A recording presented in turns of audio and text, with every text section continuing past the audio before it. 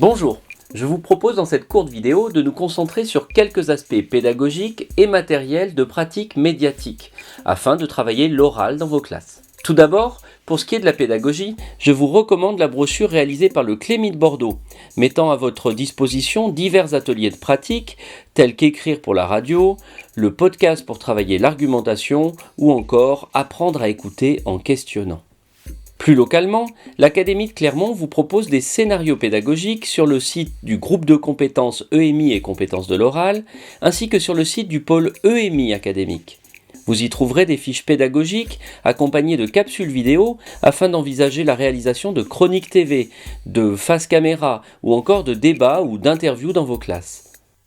Même si vous ne souhaitez pas forcément créer une Web TV dans votre établissement, la série de 3 vidéos Kit de démarrage pour une Web TV pédagogique, produite par LDV Media, peut vous intéresser car elle aborde les aspects pédagogiques, matériels et administratifs encadrant toute pratique médiatique. Passons au côté matériel avec des outils simples, très peu coûteux. L'usage du téléphone est dans ce cas souvent privilégié. En envisageant simplement l'achat d'un porte-téléphone pour une poignée d'euros et un trépied pour le soutenir, vous avez déjà un outil de réalisation ou de vidéoscopie intéressant. La vidéoscopie, ce dispositif simple, permet un retour et une prise de recul à l'élève après sa performance, ce qui lui permettra de prendre conscience de certains aspects, d'avoir un retour réflexif sur certains points et de s'auto-évaluer pour dégager ensuite des leviers de progression. Si vous vous dotez d'un deuxième support téléphonique et d'un deuxième téléphone, une activité peut être intéressante, celle du prompteur. Le téléphone situé au-dessus est face à l'élève, et avec une application gratuite de prompteur telle que DV Prompteur, l'élève peut lire un texte à voix haute qu'il aura préalablement écrit. Exercice intéressant pour faire vivre un texte, travailler l'élocution et l'intonation. Et c'est un exercice qui permet également de se rendre compte, dans la phase d'écriture, de la différence entre la langue orale et la langue écrite. À noter qu'il existe quelques applications peu coûteuses qui intègrent les dispositifs sur un seul téléphone, en utilisant la caméra frontale du téléphone pour la captation, et ces applications affichent en filigrane le texte qui défile, ce qui allège encore davantage le dispositif de tournage.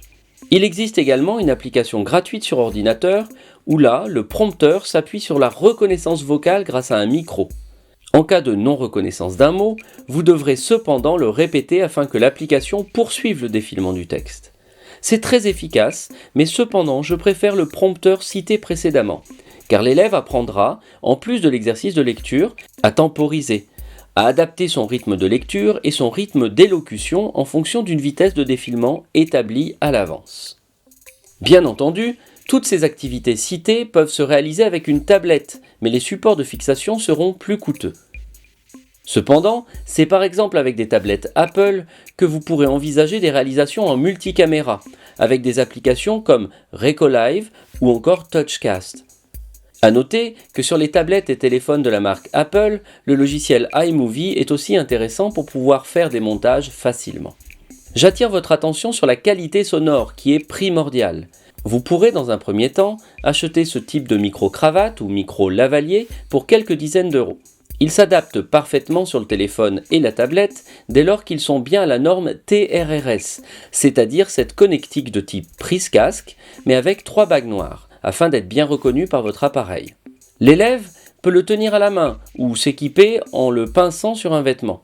Pourquoi pas prévoir avec cet achat une rallonge pour pouvoir maîtriser la distance entre le sujet filmé et le téléphone ou la tablette. Si nous passons sur l'environnement PC, vous pourrez utiliser les logiciels libres de droit assez performants comme Audacity pour le traitement du son, OpenShot, un logiciel de montage gratuit et qui vous permettra d'avoir un contrôle accru sur vos montages avec l'intégration de titres, la correction sonore, l'intégration de quelques effets, y compris les incrustations sur fond vert. Mais pour une pratique nomade et un moyen d'enregistrement simple, je me tourne généralement vers le logiciel OBS. Une fois installé sur un ordinateur portable, le montage se fait à la volée en passant de scène à scène en temps réel lors du tournage. C'est le logiciel de prédilection des youtubeurs. En effet, en ayant une webcam pour une 50aine d'euros, un micro USB pour environ le même prix, vous serez équipé d'un véritable studio d'enregistrement. Vous pouvez créer des scènes dans lesquelles vous intégrez des images, des titres, voire même d'autres vidéos.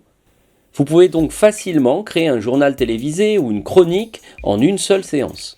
J'utilise également ce logiciel parfois pour enregistrer l'activité de mon écran, comme vous le voyez dans cette vidéo.